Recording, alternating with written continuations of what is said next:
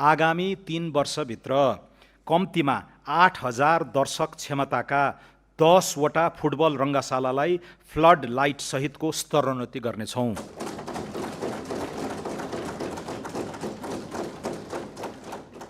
प्रमुख 8 सहरमा 5 वर्षभित्र आधुनिक क्रिकेट रङ्गशाला निर्माण गर्नेछौँ।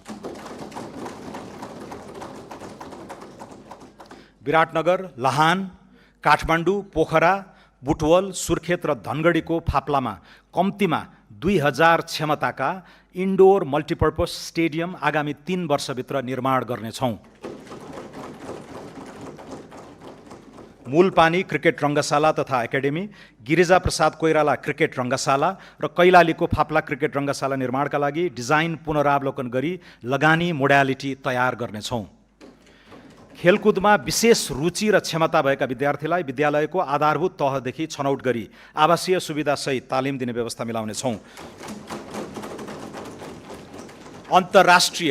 अन्तर्राष्ट्रिय पदक जित्ने खेलाडीलाई अवकाशपछि सम्मानजनक जीवन जिउन सक्ने गरी आजीवन निशुल्क स्वास्थ्य उपचारको व्यवस्था गर्नेछौँ।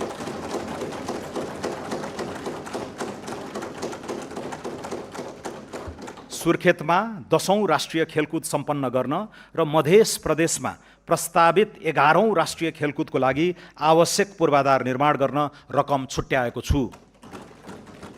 खेलकुद क्षेत्रको लागि रु 4 अर्ब 3 करोड विनियोजन गरेको छु।